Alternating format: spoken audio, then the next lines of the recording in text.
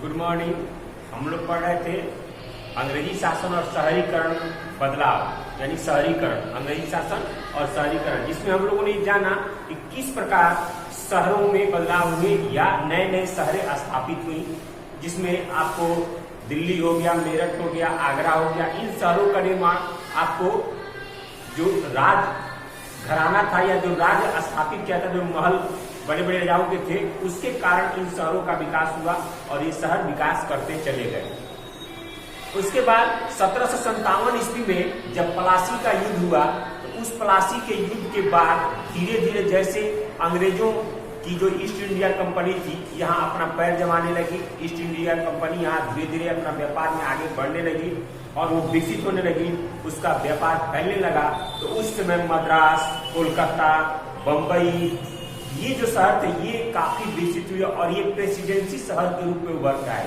Presidency यानी जहां पर वो शासन सत्ता चलाने के लिए जहां पर वो केंद्र बनाए गए थे, अंग्रेज उस जगह को अपना केंद्र बनाया शासन करने के लिए।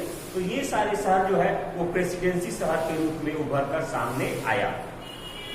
उसके बाद अपने नई रचनाओं, अपनी नई संरचनाओं और संस्थानों का विकास हुआ अंग्रेजों के द्वारा, जिससे शहरों को नए तरीके से व्यवस्थित उन्होंने किया और नए रोजगार विकसित किए गए शहरों में, और शहरों के रोजगार विकसित होने के कारण बाहर से लोग इसमें हर वर्ग के पढ़े लिखे, शिक्षित और मजदूर वर्ग भी शहर की तरफ भागने लगे और शहर की तरफ लोग आने लगे। इसमें बहुत सारे ऐसे छोटे छोटे शहर थे जो उजड़ भी गए।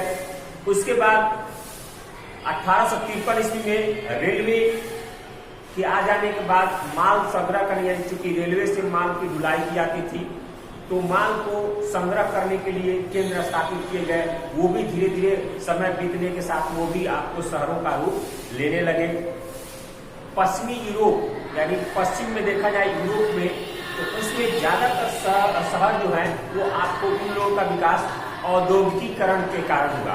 चूंकि उस समय अगर इंग्लैंड में देखा जाए तो बहुत सारे ऐसे शहर थे जो औद्योगिकीकरण के कारण वो विकसित हुए थे, यानी उन पर औद्योगिकीकरण के कारण वहाँ जैसे मान ले मैनचेस्टर, लिवरपूल, लीड्स, ये सारे जो इंग्लैंड के आपको क्षेत्र थे, इनमें औद्योगिकीकरण हो चुका था और कंपनियों की स्थापना के साथ साथ ये शहर उस समय काफी विकसित हुए थे।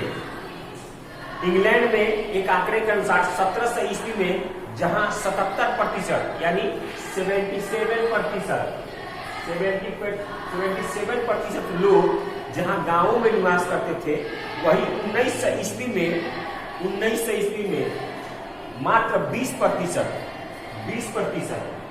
यानी 1700 ईस्वी में 77% गांव में निवास करते थे लोग, और 1900 ईस्वी में यानी 200 साल बाद आपको 20% ही लोग ये आपको गांवों में निवास करने लगे। तो इससे देखने में लगता है कि किस तरह से गांवों की तरफ से लोग शहरों में भागने लगे। और इस तरह से अगर 20% देखा जाए तो लगभग 80% इंग्लैंड की जनसंख्या जो है वो आपको शहरों में निवास करने लगी। और इस तरह से शहरों का विकास होता चला गया। हालांकि औद्योगिक क्रांति के फलस्वरूप भारत में भी शहरों का विकास हुआ और हमारे औद्योगिक विकास हो जाने के कारण कई सारे शहरों को बढ़ने का मौका भी नहीं मिला और कई सारे नए शहर भी स्थापित हो गए। यानी पहले जो शहर थे जहाँ पर शिल्पकार और बुनकर जो मिलकर बनाते थे, वो सारे शहर धीरे धीरे बर्बाद होते चले गए और नए शहरों का निर्माण होता चला गया।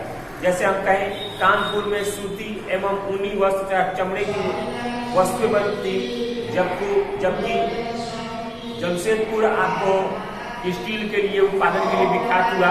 जमशेदपुर में जब वहां पर साक्षी नामक स्थान पर बैठाया गया स्टील प्लांट, तो जमशेदपुर उस स्टील प्लांट के लिए काफी विख्यात हुआ।